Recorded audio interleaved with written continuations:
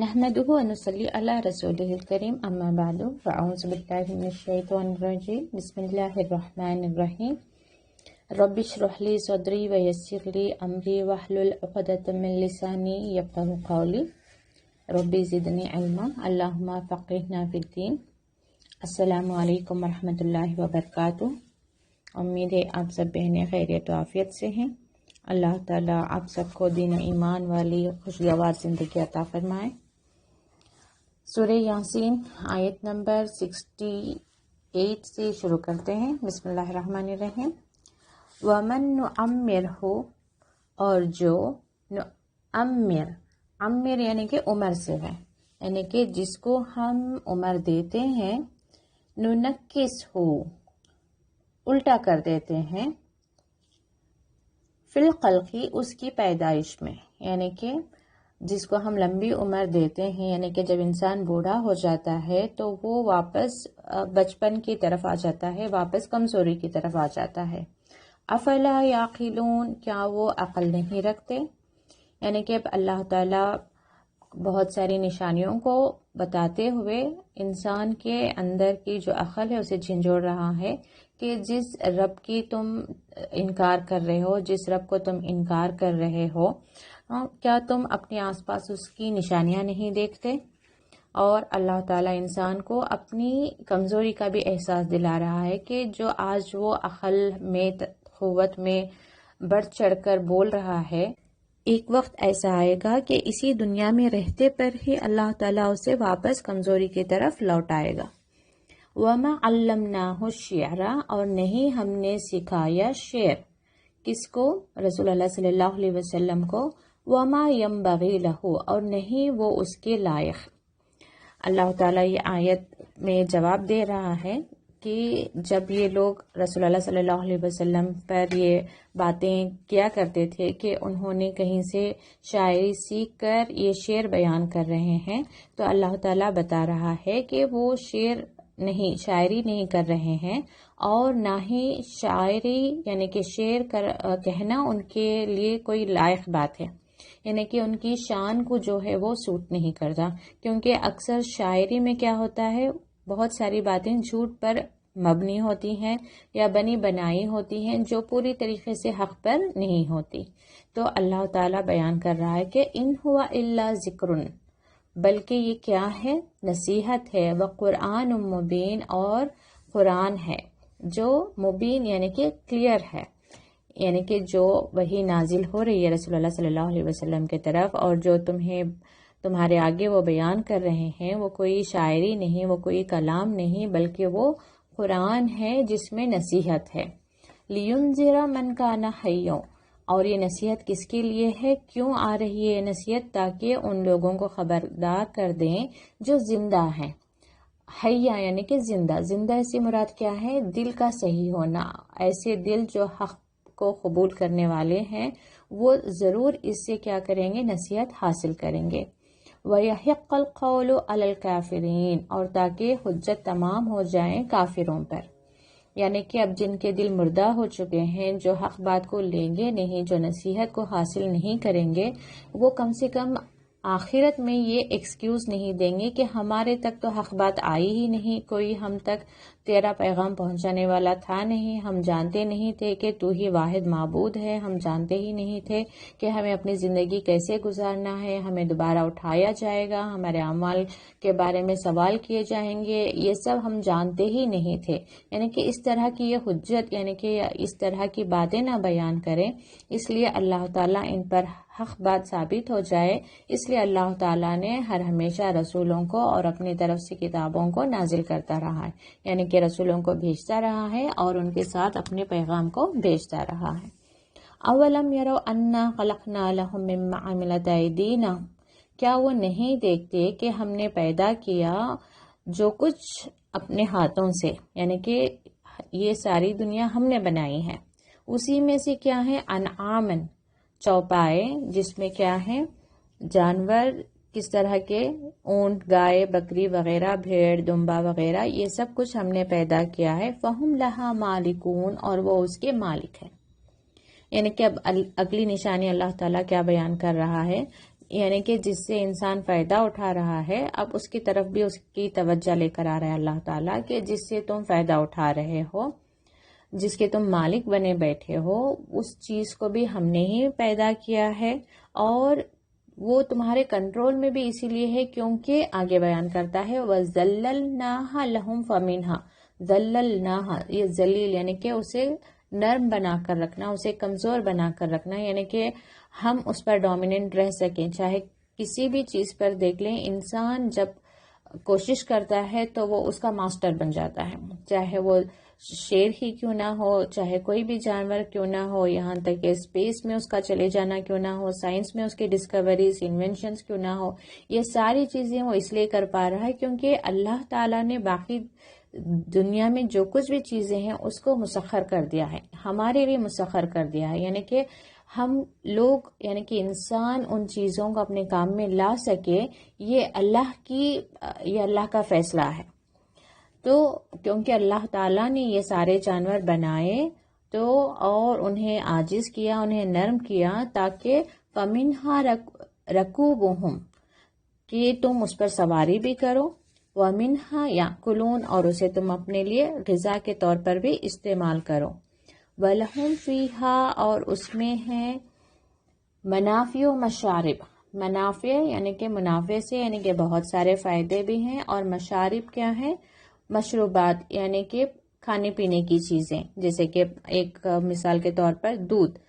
جو ہے پینے کی چیز ہے۔ تو ایسے ہی اللہ تعالیٰ بیان کر رہا ہے کہ صرف ایک جو چوپائے ہم نے بنائے ہیں اس سے بھی تم کتنے سارے اپنے لیے فائدے حاصل کرتے ہو، اور جیسے کہ ان کے اون ہیں، بال ہیں، ان سے کئی چیزیں بنائی جاتی ہیں، انہیں سے کھیتی باڑی کا کام لیا جاتا ہے، اور کیا ہے افلا یشکرون، کیا تم شکر گزار نہیں ہو، کیا تم شکر ادا نہیں کرتے؟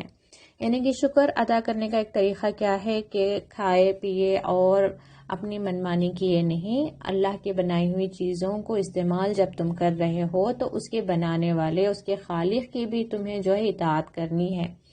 جو کچھ تمہیں اللہ تعالیٰ نے زندگی میں جینے کے لیے سامان دیا ہے، اس کے لیے تمہیں اللہ کی ہی فرما بردار بن کر رہنا ہے، اس کے سامنے تمہیں عاجز بن کر رہنا ہے، اس کی طرف سے آئے پیغام کو تمہیں ایکسپٹ کرنا ہے۔ وَاتَّخَذُوا مِن دُونِ اللَّهِ آلِهَةً تم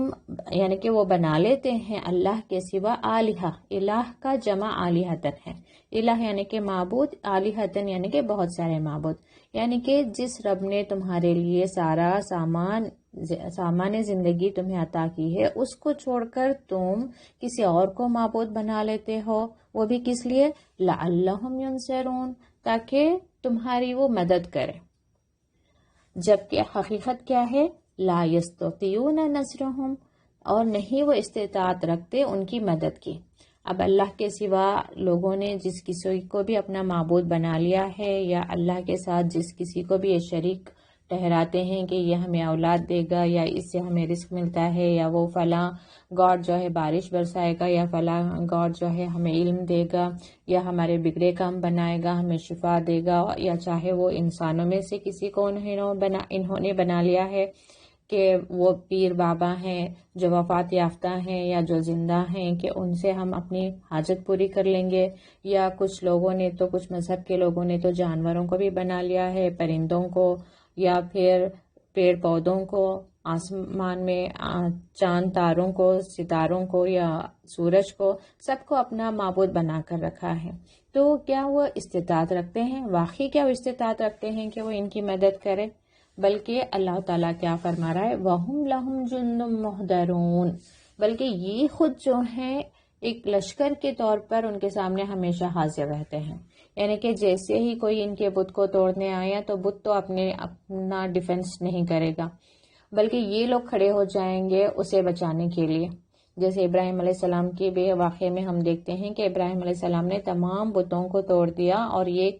بڑے بت کے ہاتھ میں جو ہے کلہاڑی رکھا دی،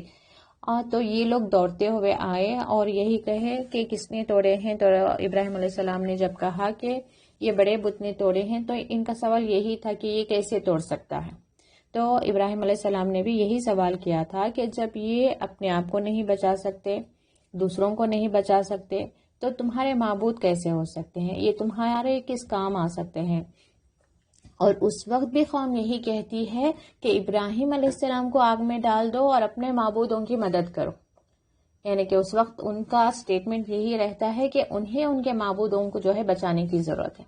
یعنی کہ یہ اللہ کے سوا جتنوں کو بھی انہوں نے معبود بنائے ہیں اصل میں وہ ان کی حفاظت نہیں کر رہے ہوتے بلکہ یہ ان کی حفاظت کر رہے ہوتے ہیں۔ فلا يحزنک قولہم،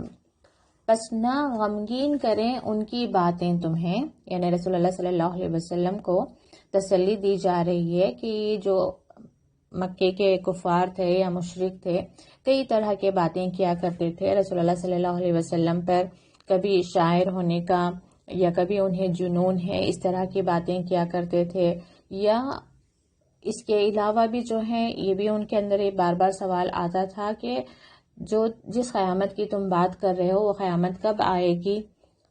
اور یہاں تک کہ یہ سوال کرتے تھے کہ جب ہم سب مر جائیں گے،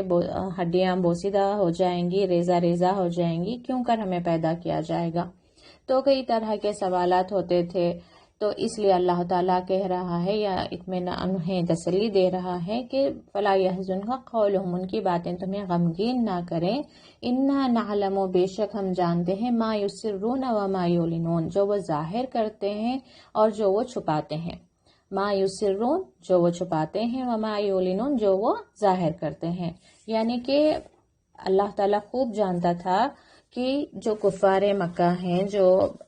اس وقت کے اہل کتاب بھی ہیں، جو ظاہری انکار تو کر رہے تھے رسول اللہ صلی اللہ علیہ وسلم کو، ان کے رسول ہونے کی بات کو جھٹلا رہے تھے، ان کے اس پیغام کی تکذیب کر رہے تھے، لیکن اصل میں ان کے دلوں نے حق بات کو قبول کر لیا تھا۔ یہ سیرت سے ہمیں کئی واقعات ملتے ہیں کہ جہاں یہ لوگ اللہ کا کلام یہ سنتے، جب رسول اللہ صلی اللہ علیہ وسلم پڑھتے تو یہ سنتے اور انہیں احساس ہوتا کہ یہ کلام واقعی رب کی طرف سے ہے، اور جب یہ اپنے آپس میں میٹنگ کرتے، رسول اللہ صلی اللہ علیہ وسلم کے بارے میں بات کرتے، تو یہ واقعی میں ان کے دل انکار کر دیتے اور زبانوں سے بھی یہ انکار کر دیتے کہ رسول اللہ صلی اللہ علیہ وسلم پر کسی طرح کا جنون ہے یا کہ وہ ان پر کسی طرح کا وہ شاعری کرتے ہیں، یہ یعنی کہ یہ کلام کسی شاعر کا نہیں ہو سکتا اور ان پر کسی طرح کی دیوانگی بھی نہیں ہے اور یہ جھوٹ بھی نہیں بولتے، یہ مانتے تھے، ان کے دلوں کو یقین تھا کہ یہ واقعی میں اللہ کے رسول ہیں اور یہ جو ان پر وحی نازل ہو رہی ہے وہ اللہ کی طرف سے ہے،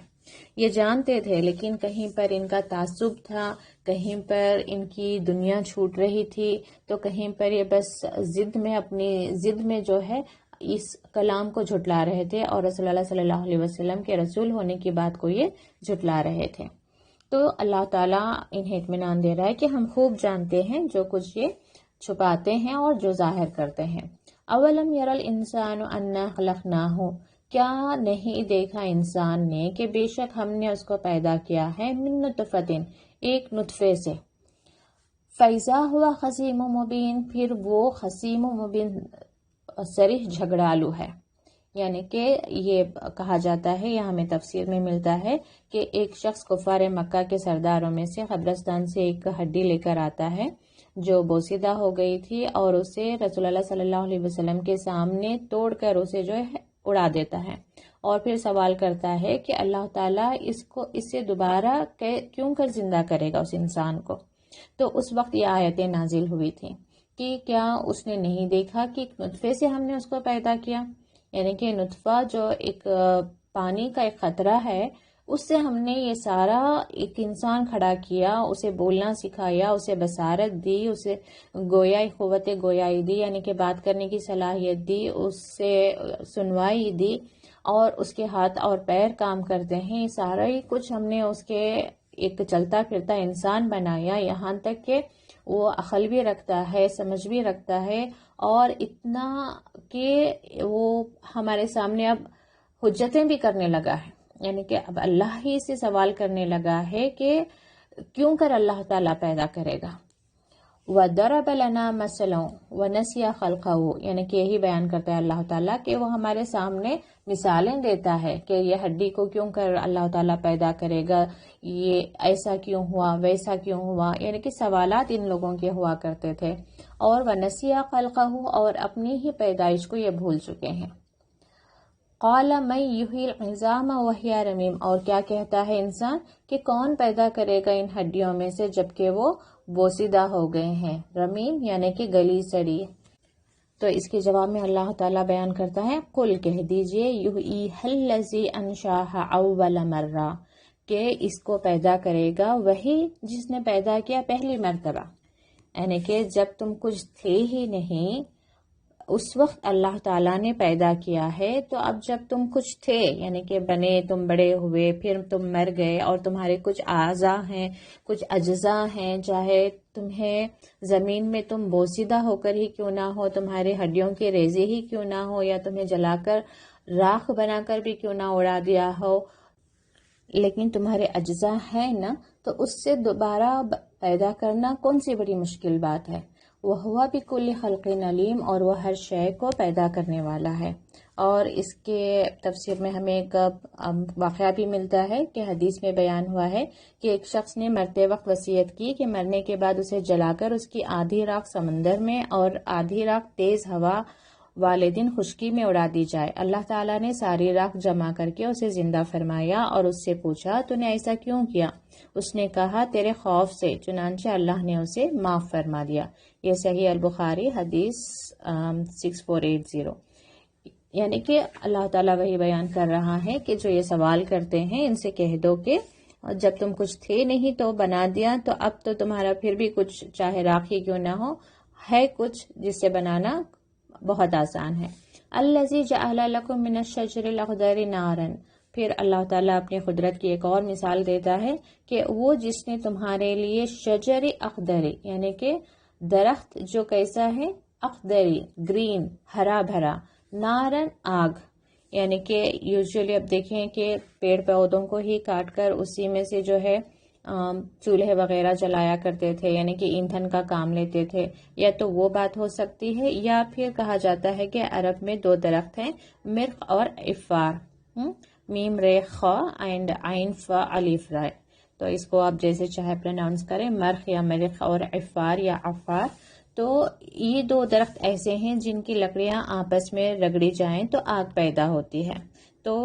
جو اہل عرب تھے، عرب والے تھے، اسی کا استعمال کرتے تھے جب کبھی انہیں آگ جلانا ہوتا تھا۔ تو کیونکہ یہ لوگ اس چیز کو خوب جانتے تھے تو اللہ تعالیٰ اسی چیز کی مثال بھی دے رہا ہے کہ جب اللہ تعالیٰ اس بات پر قادر ہے کہ ہری بھری لکڑیوں سے، ہرے بھرے درختوں سے آگ نکال سکتا ہے، تو پھر اللہ کے لیے کیا مشکل ہے کہ وہ چاہے کسی بھی چیز سے یعنی کہ کچھ بھی پیدا کر دے۔ اولیس الذی خلق السماوات والارض بقادر، کیا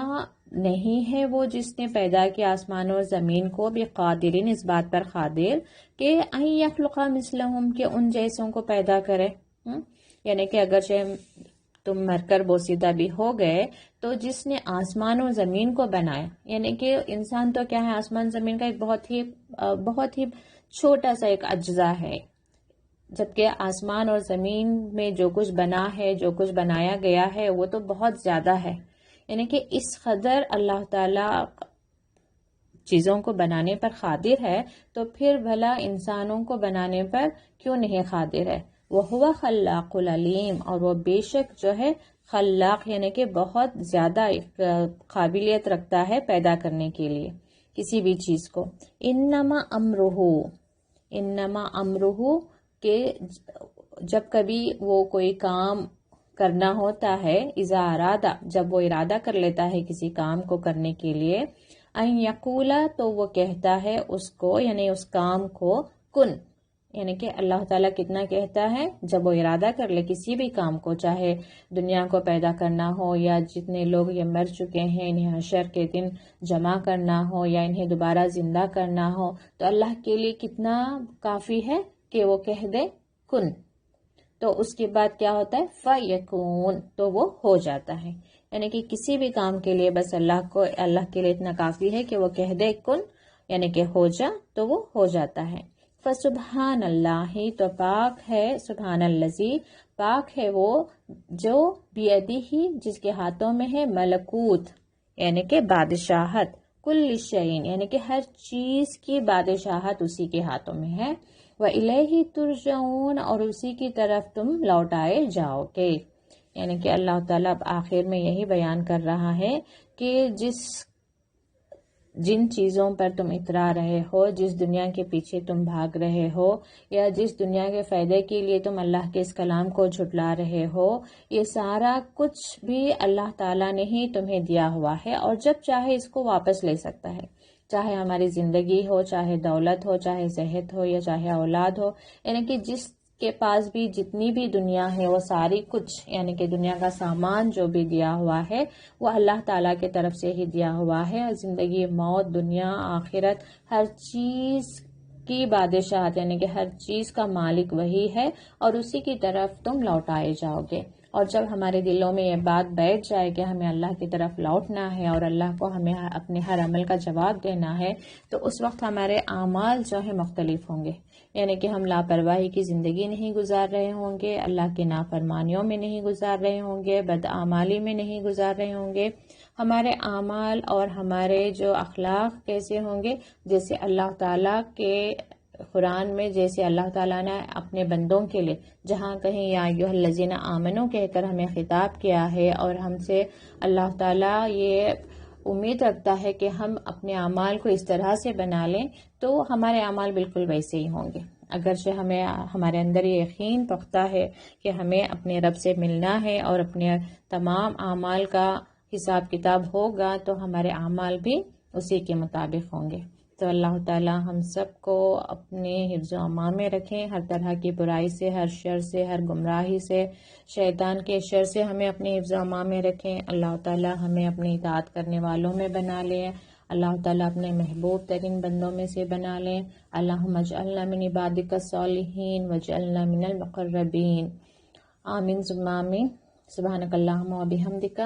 نشہد ان لا الہ الا انت، نستغفرک و نتوب الیک۔ السلام علیکم ورحمۃ اللہ وبرکاتہ۔